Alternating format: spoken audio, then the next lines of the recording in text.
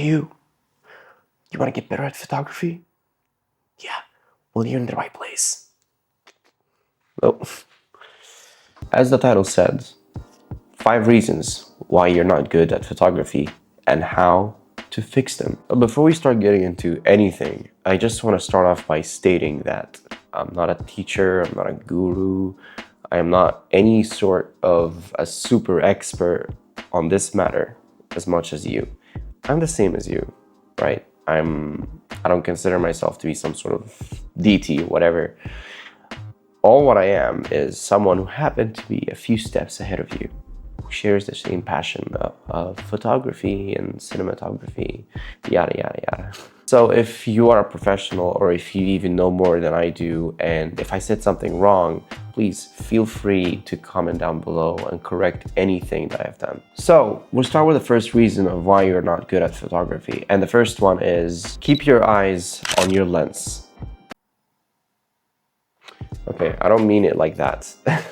What I mean is keep your eyes on your lens, meaning that mind your own business and don't compare yourself to others. Okay, I know that you probably will tell me that you scroll Instagram and social media to learn from other photographers and see their work, which is totally understandable.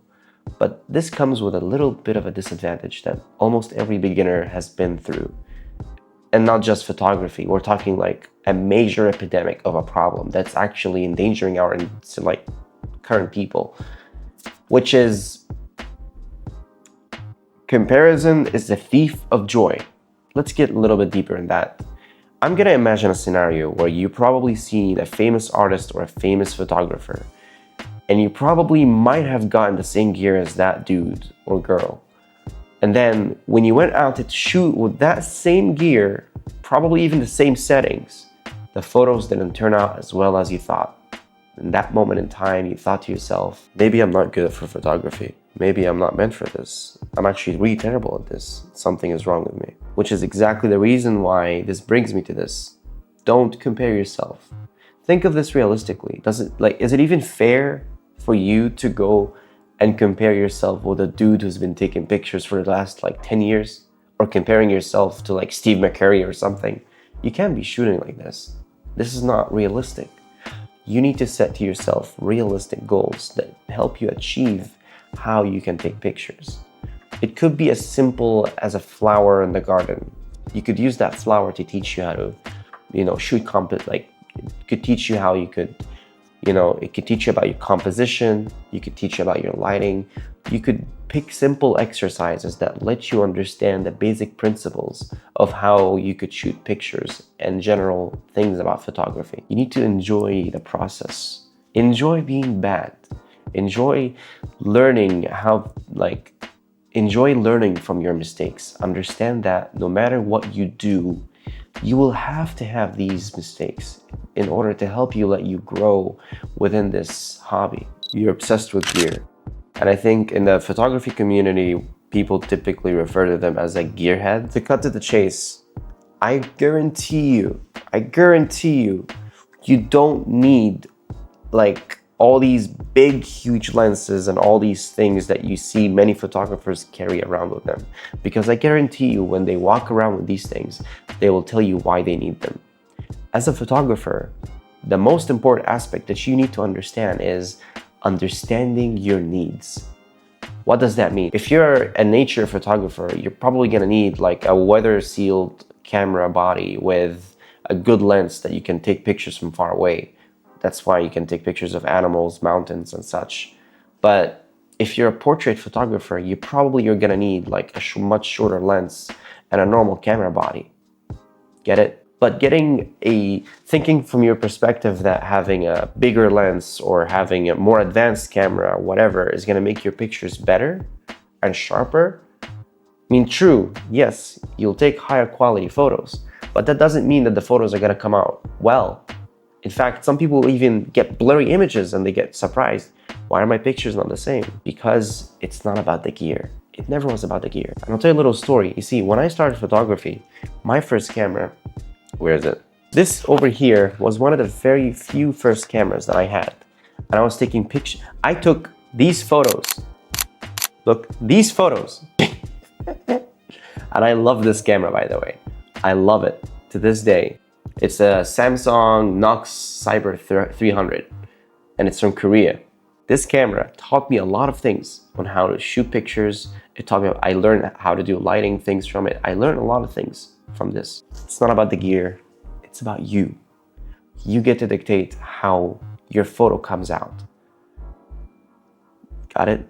You don't understand light.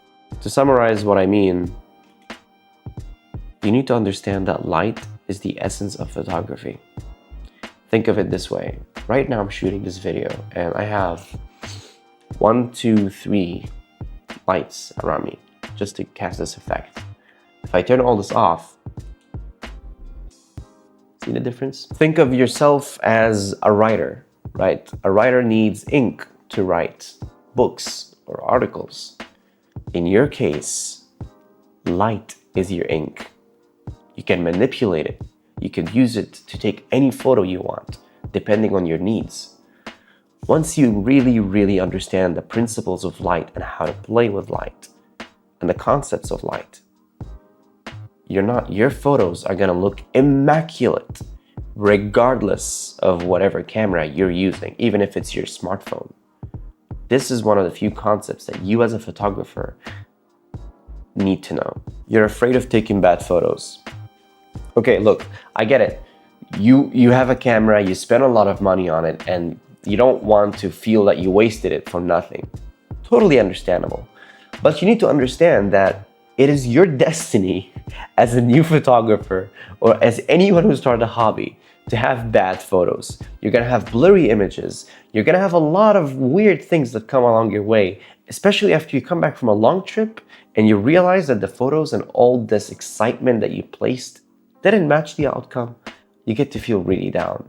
And I understand, it's really bad, but it's part of the process. You need to learn from your mistakes and understand, oh, maybe I don't need to increase the shutter as much as I did. Oh, maybe I needed to fix the aperture as much, yada, yada, yada. That being said, it's okay. Take bad photos. You need to understand and learn from these things. Having bad photos doesn't mean you're a bad photographer. It simply means that you're learning and you're going through this, which is fine. Moving over to reason number 5, you don't know your why.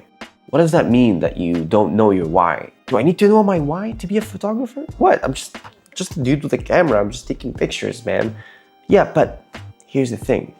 What are you taking pictures of? Exactly. I mean, there's like hundreds types of photography out there. There's nature photographer, flower photographer, sports photographer, all these types of photographers.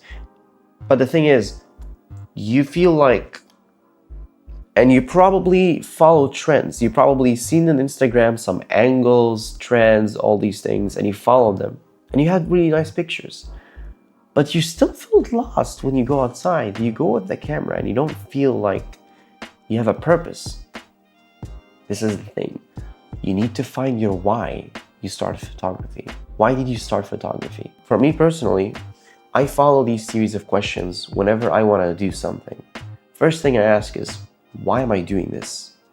Is it helping others? Does it inspire others? And does it make me happy? These things, if all the answers to these are yes, then I go along with it. And it's really as simple as that. All what you have to do is understand why you're taking pictures and photos. Because if you don't, then you're just wandering around. Then you're just some dude who's going around with expensive gear who doesn't know what he's doing. Okay? Photography is like an art. It's an art form. You're the painter, right? It's a bit weird to understand that it's a very weird correlation between painting and photography. But if you think about it, they're both very similar. You really don't know what to do. Your pictures are inconsistent. You don't really know what you're shooting. You don't have your style. You don't have your niche. And you want to have your niche. You want to find your way, but it's very hard. That's because you haven't found your why. You need to understand why you're shooting these pictures, why you're taking these photos, why you're doing all of this. Ask yourself the questions. What do you want the viewer to feel when they look at your photos? What do you want people to understand and deduce from the pictures you're taking? Why you're taking these pictures? You see, all these things, when you ask yourself, you will really understand why. Maybe right now, you're not gonna find out why you're taking these photos. And even, maybe right now, you might not even find out your why. And that's okay, because this is more of an active process. It's a journey, to be fair with you, discovering yourself and discovering your own why. But just keep it in mind. That being said, I hope my video helped you in some way. It really means a lot to me that if you subscribe and help support my channel growing. In the next coming weeks, I will be preparing a trip, which I will reveal later on, and we'll make very interesting and fun travel videos. Thank you for watching. My name is Roman. See ya.